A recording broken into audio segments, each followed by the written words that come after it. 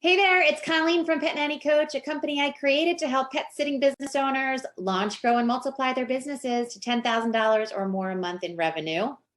And today our topic is what to do when you get burned by a pet sitter on your team.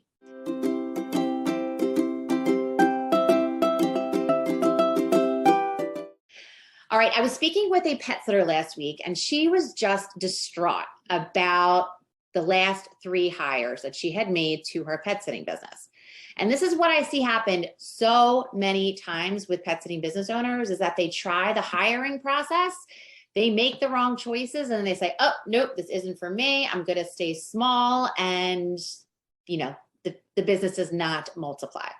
All right, so I said to the sitter, you are learning something. This is a new process, but you need to get better at it. So what to do? Step 1, let's look back and identify the red flags. All right, so starting with the application. Look at the application they submitted. Look at the spelling, look at the grammar. Sometimes when I go back and I'm like, oh, that was not a good hire. If you just go back to that very start, if someone's going to submit an application to your company and they cannot take the time to capitalize or use correct punctuation, they're not going to be a good fit. All right, look back and see how they followed the process that you have laid out. So what steps did you have in place for them through the hiring process, and how did they follow it? Did they follow it correctly? Did they have to ask lots of questions? Did they do it incorrectly? Did you have to ask them over and over again to submit their background check or to submit their references, etc.? Did they follow the steps? How do they communicate with you? Go back and read their emails and or text messages to you. Again, it kind of goes back to that application. Are they writing well thought out, detailed emails or text messages, or are they kind of a mess and all over the place? Are they just trying to throw the buck back at you saying, here, you fix this, so on and so forth? The communication is huge. How do they present themselves at the interview? Sometimes I see people hire people that show up and they just look an absolute mess. If somebody's coming to interview for a job position, the least they can do is, pull your hair back, brush your hair, put on clean clothes. If they can't present themselves cleanly and professionally to you at an interview, they're not going to present themselves well to your human clients when they go to do registration meetings. Were they on time for the interview? What kind of questions did they ask you during the interview and onboarding process? If the answer is none, that is a red flag. All right, now reflect on how you could have missed the red flag. A lot of times you just ignore them. You think, oh, this person seems like they're going to be a really good fit. I'm going to pretend like that email they just sent me wasn't totally unprofessional. Or, all right, I can get past how they looked. Or they were 15 minutes late to the interview. Did you just ignore the red flags? Next is, what could you put in place so that you don't miss the red flags? All right, so at Pet Nanny Coach, I teach my Multiply framework, and we have 3 steps to the hiring process. We have your attraction system, so we're attracting the right people. We have the assessment system. We have all types of hoops for them to jump through to see if they can make it to the other side. So look at that process. What do you have in place to see first how they're going to be as a pet sitter before you hire them?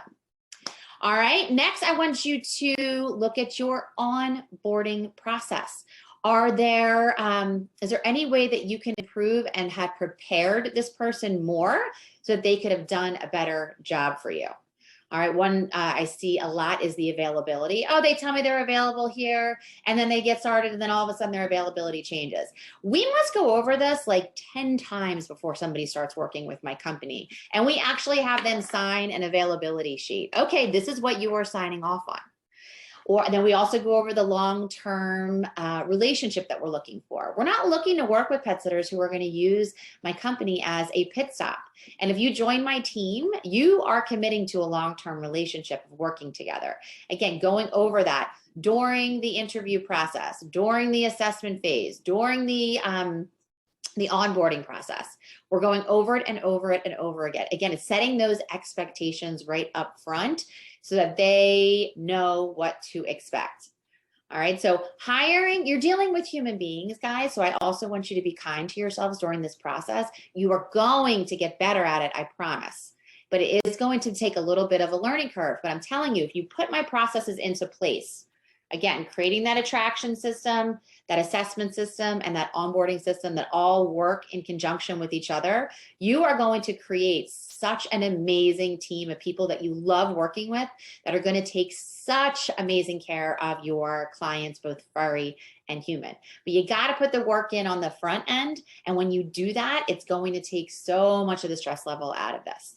All right. So again, when you get burned, I really want you to take the time to go back and look.